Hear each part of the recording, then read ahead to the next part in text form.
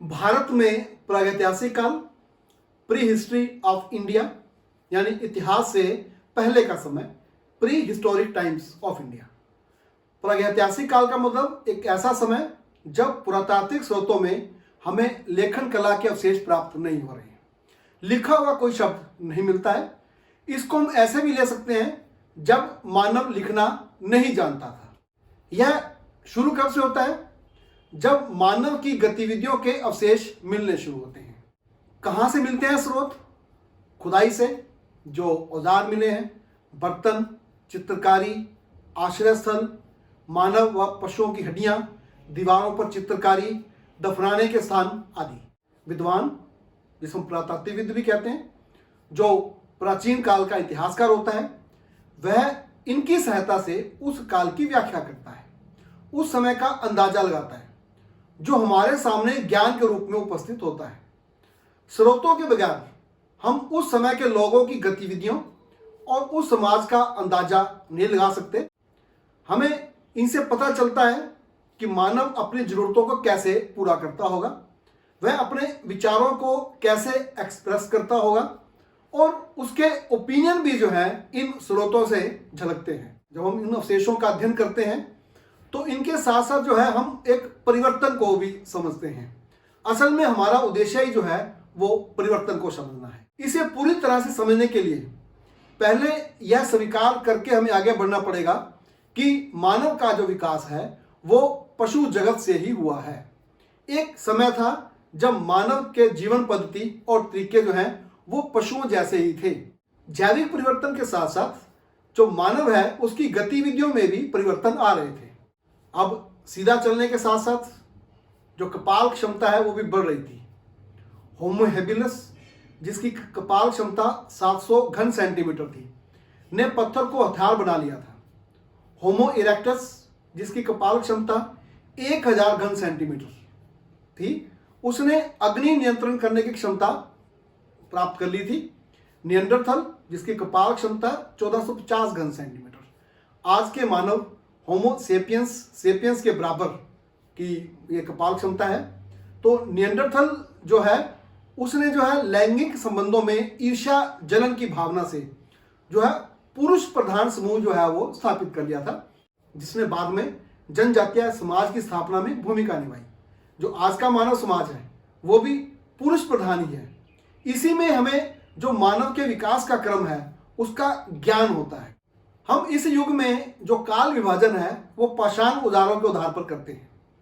जैसे जो आप तस्वीरों से आप देखें से, जैसे ये शुरुआती जो है ये औजार हैं पत्थर के, जिसमें जो साधारण काम के लिए सिंपल जो है ये ढंग के बने हुए हैं।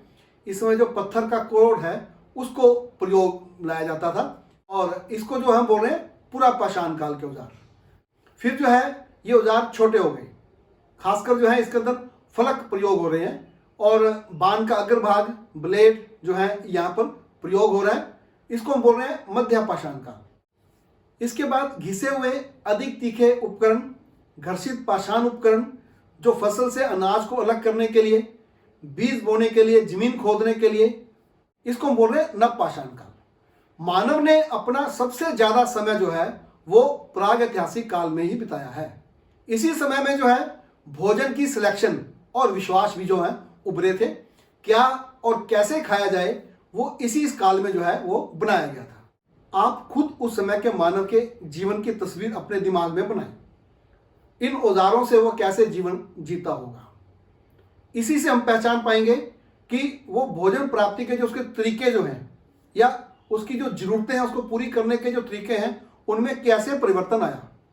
औजारों में परिवर्तन से भोजन प्राप्ति के तरीकों में और उसकी जीवन पद्धति में जो है वो परिवर्तन आता गया। इससे जो है उसकी कुशलता, दक्षता और स्किल का भी विकास है, जिससे उसने धरती के ऊपर जो है अपनी एक सर्वोच्चता जो है वो स्थापित की। ये जो काल, जिसे हम पाषाण काल भी कहते हैं, अभी धातु का प्रयोग नहीं है। हाँ, इसके अंतिम समय में कुछ तांबे के प्रयोग की हमें चिन्ह मिलते हैं, इसलिए उस काल को हम क्या बोल रहे हैं? ताम्र पाषाण काल बोल रहे हैं। ये सारा जो है ये प्रागैतिहासिक काल से संबंधित है। आप वीडियो को लाइक करें, आप कमेंट भी लिखें, और ये चेक करें कि आपने चैनल को भी सब्सक्राइब किया है या नहीं किया है तो चैनल को सब्सक्राइब करें। चलिए हम कुछ प्रागैतिहासिक काल में जो भारत है उसमें जो स्थल प्राप्त हुए हैं उन पर एक नजर डालते हैं। ये हथनोरा जो है नर्मदा नदी के किनारे मध्य प्रदेश में, यहाँ पर हमारे को ये खोपड़ी प्राप्त हुई है। ये जो खोपड़ी है ये होमो इरेक्टस की है जो लगभग 1,30,000 वर्ष पहले जो है इस क्षेत्र में रहता होगा। ये रेवात एरिया आज के पश्चिमी पंजाब में, पाकिस्तान में, यहाँ पर ये पूरा पाषाणकालीन जो है उपकरण प्राप्त हुए हैं। सिंध में ये रोहरी हिल्स, यहाँ पर जो है ये औजार मिले हैं। जो ये औजार हैं ये जो उनकी जो संख्या के आधार पर हम ये अंदाजा लगा रहे हैं कि ये जो है पाषाण औजार बनाने की ये कार्यशाला रही होगी।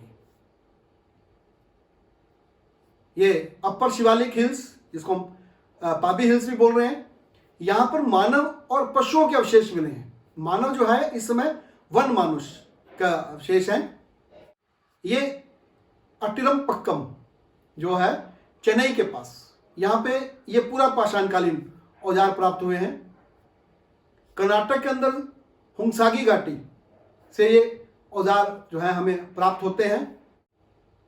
महाराष्ट्र के निवासा से हमारे को पाषाणकालीन अवशेष प्राप्त हुए हैं। आंध्र प्रदेश के रेनीगुंटा से प्राप्त जो है ये पाषाण औजार, कर्नाटक के शूरापुर दबाव, राजस्थान के बुधपुष्ट, ये इलाहाबाद के पास इलाहाबाद प्रतापगढ़ क्षेत्र से सराय नाहर राय, जिसको जो है मार्च 1970 में सबसे पहले जो है मानव के अवशेष मिले हैं। ये जो अवशेष हैं ये दक्षिण एशिया में सबसे पुराने होमो सेपियंस के अवशेष हैं। इसके साथ ही महादहा से और सराय नाहर राय से भी हमें फर्श के अंदर कुछ गर्त मिले हैं जिसे विद्वान जो है स्तंभ गर्त का नाम देते हैं। इसके ऊपर ऐसा अनुमान है कि घास फूस की छत होगी, यानी कि झोंपड़ियों के अवशेष हैं ये।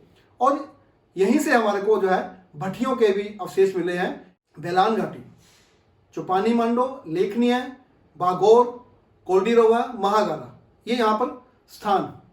यहाँ पर चौपानी मांडो से जो है मधुमक्खियों के जो छत्ते के आकार के हमारे को आश्रय स्थल के अवशेष मिले हैं। और महागारा में जो है खुरों के निशान मिले हैं पशुओं के। इसका मतलब ये किसी मवेशी बाड़ा का जो है यहाँ पे अंदाजा लगता है। इसी प्रकार आप देखिए ये लाखोडिया, ये अल्मोड़ा जिले में जो है उत्तराखंड के अंदर इस प्रकार की चित्रकला के जो है हमें अवशेष प्राप्त हुए हैं। आदमगढ़ मध्य प्रदेश से चट्टानों पर खुदी हुई रंग की हुई चित्रकारी प्राप्त हुई है। ये भीमबेटका, यहाँ पर कोई 800 के करीब लगभग गुफाएं हैं जिसमें 500 में चित्रकारी मिली है। सबसे पहले 1957-58 में डॉक्टर विष्णु बकानकर ने इसका पता लगाया। ये जो चित्रकारी है 5 सेंटीमीटर से लेकर 5 मीटर तक बड़ी है। तो जो इसकी चौड़ाई है वो 5 मीटर से 2 मीटर तक है। आप इन तस्वीरों में आप देख सकते हैं समूह का प्रोसेशन, पशु है और तीर कमान लेके जो है उस समय का जो समूह रचना है वो आपको यहाँ पे दिखाई दे रही है। आप तस्वीरों में पशुओं को देख सकते हैं। ये सामूहिक नाच गाने का चित्रकारी है। जादू टोने की झलक जो है इस चित्रकारी से प्राप्त हो रही है। और ये शिकार का दृश्य जो है यहाँ पर आप देख सकते हैं। ये लहरमय पैटर्न जो है वहाँ की चित्रकारी में दिखाई दे रहे हैं, जिसकी निरंतरता आसपास रहने वाले समुदायों की संस्कृति में दिखाई देती है। जो अधिकतर चित्रकारी का जो संबंध है वो मध्य पाषाण काल से है। लोग तीर कमान से परिचित हैं जो शिकार में प्रयोग हो रहे हैं, परंतु अभी बर्तनों से वो परिचित नहीं है। जो रंग प्रयोग हो रहे हैं सफेद, पीला, संतरी, लाल, भूरा, हरा, काला। सफेद और लाल रंग में तस्वीरें ज्यादा हैं। विभिन्न जो चट्टाने हैं और जो खनिज हैं उनको घिसाकर ये तैयार किए जाते होंगे। लाल चट्टाने यानी हेमाटाइट से लाल रंग प्राप्त किया जाता होगा। हरा रंग जो है वो चलसीडनी जो पत्थर है उससे प्राप्त किया जाता होगा। सफेद रंग जो है वो चूना पत्थर से, पहले जो है इनसे पाउडर बनाया जाता होगा और बाद में इसमें पशुओं की चर्बी या वृक्षों की रेजिन मिलाकर जो है इसको तैयार किया जाता होगा। ये रंग जो है हजारों सालों से सुरक्षित है। चट्टानों की परत पर उपस्थित ऑक्साइड से जो रासायनिक क्रिया द्वारा ये जो है स्थायी और स्थिर हो गए होंगे। अब मानव ने इनको क्यों बनाया होगा, किसी पहचान के लिए या किसी अंधविश्वास के लिए, ये अभी हम निश्चित नहीं कर पाए हैं। मेहरगढ़ जो बलूचिस्तान के अंदर है, इसकी खुदाई जो है 1974 से लेकर 1986 तक एक फ्रेंच आर्कियोलॉजिकल मिशन ने की थी। जो पुरातत्व स्थान है वो 11 मीटर गहरे तक उसमें अवशेष मिले हैं, जो कि 7000 बीसी से 3000 बीसी तक के समय के हैं। इसमें नवपाषाण काल के जो है शुरुआती अवशेषों से लेकर ताम्र पाषाण कालीन जो अवशेष मिले हैं, इसमें हमें मिट्टी की कच्ची ईंटों के साक्ष्य मिले हैं। पशुपालन और जौ की खेती के भी साक्ष्य हमें यहाँ प्राप्त हुए हैं। शुरुआत में आवासीय साक्ष्य नहीं है, क्योंकि जो तहें मिली हैं, जो सबसे नीचे की तहें हैं उसमें आवासीय साक्ष्य नहीं है, परंतु जो ऊपर की तहें हैं उसमें आवासीय साक्ष्य मिलते हैं। इसका मतलब शुरुआत के अंदर जो है ये आवास स्थान नहीं था और बाद में जो है आवासीय साक्ष्य मिल रहे हैं। भंडार गृह जो है वो शुरुआती चरण से हैं। यहाँ 300 के करीब जो है कब्रें मिली हैं, जिनमें से एक में तांबे की जो मनका है उसमें कपास का रेशा मिला है। इसका अर्थ लगाया जा सकता है कि वे कपास का प्रयोग करते थे। ये जो मनके हैं ये इससे माला तैयार की जाती होगी। इसमें खाई भी मिली है जो किसी नहर का हिस्सा लगती है, जो सिंचाई का साक्ष्य है। यहाँ पर हस्त निर्मित हाथ से बने मिट्टी के बर्तन मिले हैं, जो खाद्य उत्पादक बस्तियों के लक्षण हैं। ये बेढोल किस्म के बर्तन हैं जो फूस से बने हैं और जिनके ऊपर जो है मिट्टी की तैल चिपकाकर फिर उसको पकाया गया है। 2600 ईस्वी पूर्व में जो है मेहरगढ़ से अवशेष मिलने बंद हो जाते हैं और उसके जो फोकस है वो पास का स्थान नौशहरा में शिफ्ट हो जाता है। अब उसके बाद जो है हमारे को नौशहरा से भी अवशेष मिलने बंद हो जाते हैं। फिर जो है हमें हड़प्पा सभ्यता के अवशेष मिलते हैं, जिसकी हम विस्तार से चर्चा जो है अपनी अगली वीडियो के अंदर करेंगे। इसका जो तिथि निर्धारण है वो कार्बन 14 विधि द्वारा किया गया है। बुर्जहोम कश्मीर के अंदर श्रीनगर के पास यहाँ पर गर्तावास मिला है।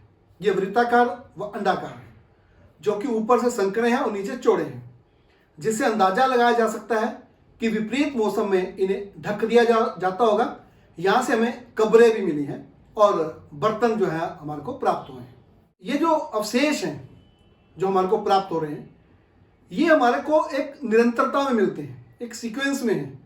जो खाद्य संग्राहक जो कबीले हैं उनके संस्कृति को दर्शाते हुए हमारे को जो सेटल्ड लाइफ है, जो स्थायी जीवन हम देखते हैं मेहरगढ़ के अंदर और भीमबेटका में, ये उसकी एक झलक देता है। यानी ये हमारे पास साक्ष्य हैं, प्रमाण हैं सामुदायिक एक्टिविटी के, सामुदायिक गतिविधि के, जिसमें जो खानाबदोश जीवन से जो है वो स्थायी जीवन की तरफ जो है ये बढ़ते हुए हमारे को दिखाई देते हैं। खाद्य संग्राहक आखेटक से उत्पादन प्रक्रिया तक जो मानव पहुंचा है, उसके बीच का जो समय है वो मानव का जो जीवन है वो खानाबदोशी जीवन व्यतीत करता है।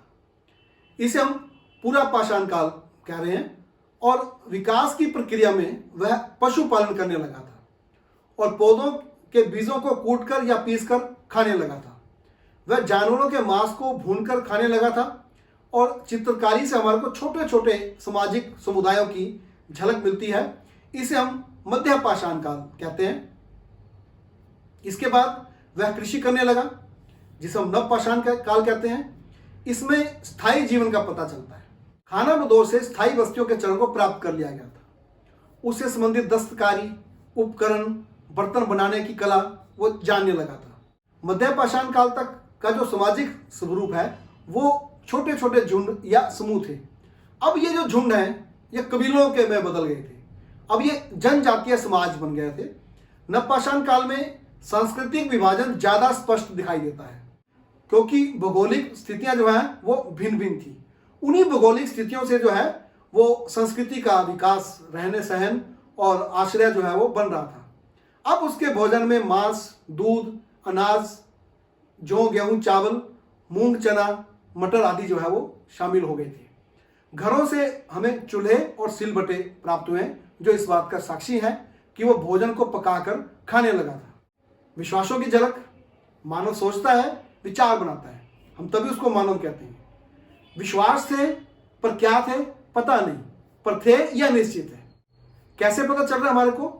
शब्द जो है वो विधि पूर्वक दफनाए जाते थे। इसका मतलब है कि जन्म और मृत्यु से संबंधित कुछ विश्वास जो है वो अब पैदा हो चुके थे। महादाह में जो है कब्र से आभूषण, जानवरों की हड्डियां और कुछ पाषाण उपकरण रखे मिले हैं। मेहरगढ़ से मानव कंकालों के साथ पाषाण उपकरण, डामर से लिपि टोकरियां, हड्डियों व पत्थर के आभूषण, लाल गेरू रंग। कंकालों की जो टांगे हैं वो पीछे की ओर फोल्ड हैं। इमारतों की जो नींव में 2 जाल मिले हैं जिसमें बच्चों के कंकाल मिले हैं। कब्रों में भी वयस्क के कंकाल के साथ बच्चों के कंकाल मिले हैं। अब इसके पीछे क्या विश्वास थे हमें नहीं मालूम, लेकिन ये विश्वासों की झलक तो है। बुर्जहोम और गुफर कराल से हड्डियों को इकट्ठा करके दफनाने के अवशेष मिले। दफनाते समय जो है लाल गेरू डाला जाता था। साथ ही कुत्ते को दफनाने के साक्ष्य मिले हैं। कपाल क्षेत्र प्रथा। बुर्जहोम में एक ऐसा कंकाल मिला है जिसकी कपाल खोपड़ी में 7 छिद्र है। यह चिकित्सा थी या अंधविश्वास मालूम नहीं, लेकिन जो मृतक का संस्कार है ये हर समाज संस्कृति का महत्वपूर्ण रिवाज है, आज भी है ये, और ये धार्मिक विश्वासों का हिस्सा है। आज भी यह हर समुदाय में अपने अपने प्रकार से मृत्यु के प्रकार के आधार पर, आयु व लिंग के अनुसार जो है ये भिन्न भिन्न होता है। तो ये था प्राग इतिहासकालीन भारत का इतिहास। धन्यवाद।